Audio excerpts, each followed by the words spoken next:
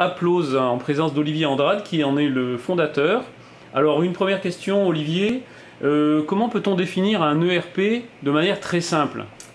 Bonjour Pierre, eh ben, écoute, c'est très simple, hein. Un ERP c'est un peu le couteau suisse de l'entreprise. C'est un logiciel qui va permettre de tout gérer dans l'entreprise et d'éviter d'avoir des tas de fichiers, tableurs un peu partout. On adresse vraiment tous les secteurs de l'activité de l'entreprise.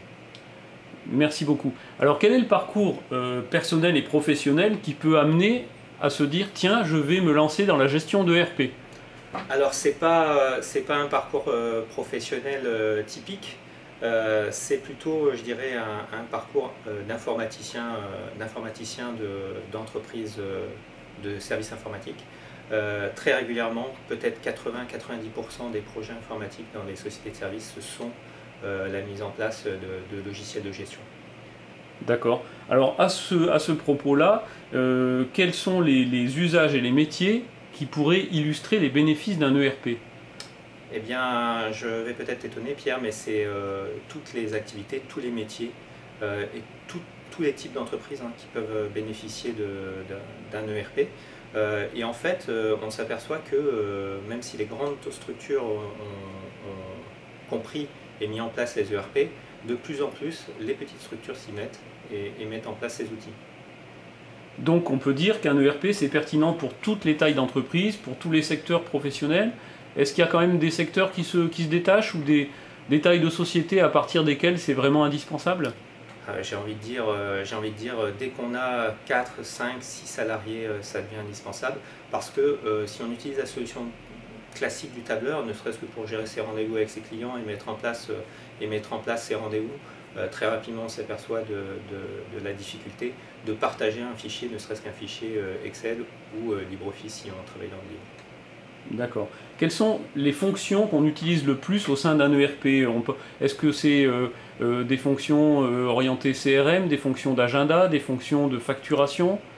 Alors principalement dans un premier temps, souvent on met en place la notion de CRM et donc l'agenda, puisqu'on va mettre en place la gestion de la clientèle, donc les tiers, sociétés, prospects, etc.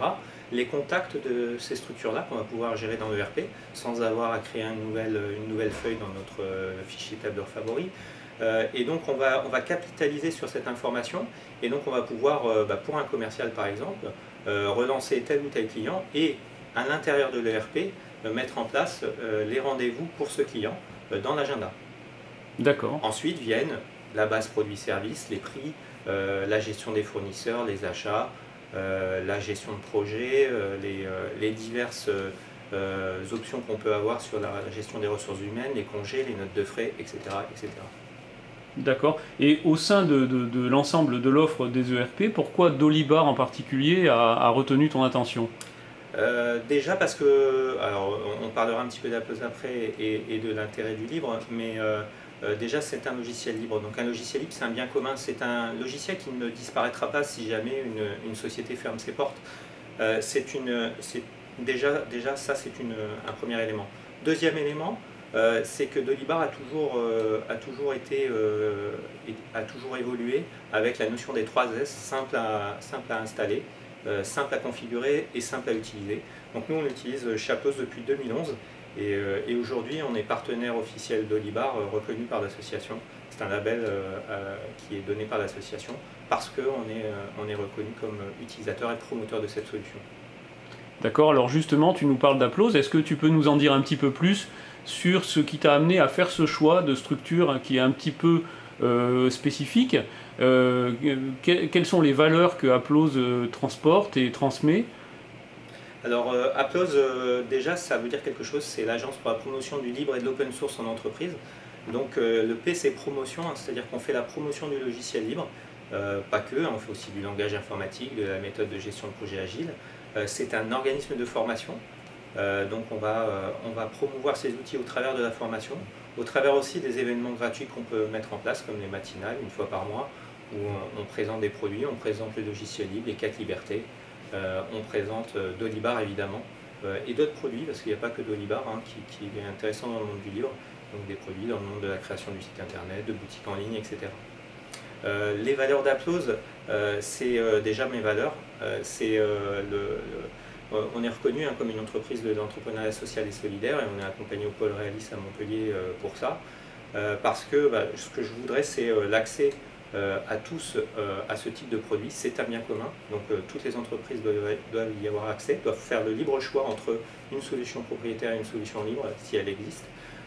Et enfin, valoriser la connaissance auprès de tous et que tout le monde ait accès à la formation. Et c'est pour ça qu'on met en place notamment les formations solidaires. Les formations solidaires, c'est un demandeur d'emploi qui n'a plus de financement, on l'invite gratuitement sur une de nos formations déjà financées. Oui, donc l'état d'esprit d'Applose, ça n'est pas qu'une posture, et loin de là, c'est vraiment quelque chose de très concret. Tout à fait. Concrètement, je suis séduit par Dolibar, j'ai envie de voir un peu ce que c'est, j'ai envie de voir si ça peut apporter quelque chose à mon entreprise. Quelles sont les premières étapes, comment je peux passer de 0 à 1 sur Dolibar? Alors c'est assez simple, Pierre. Premièrement, la solution Dolibar, étant donné qu'elle est libre, on peut y avoir accès si on a quelques connaissances informatiques. On peut y avoir accès très facilement en allant sur le site de l'association Dolibar France. On peut télécharger le produit et l'installer pour tester. Je ne recommande pas de mettre ça sur son poste pour une activité en production, mais on peut le tester sur son PC grâce à l'outil qui s'appelle Doliwarp. Donc on peut l'installer tout seul. On peut l'installer aussi chez un hébergeur avec une solution qui se rapproche du site internet. Donc si on sait faire ça, si on sait installer WordPress, normalement on sait installer Dolibar. Et puis il y a aussi ceux qui n'ont pas ces connaissances-là et qui ont besoin d'une solution clé en main. Donc moi j'ai mis en place une solution clé en main qui s'appelle Ma Gestion Cloud.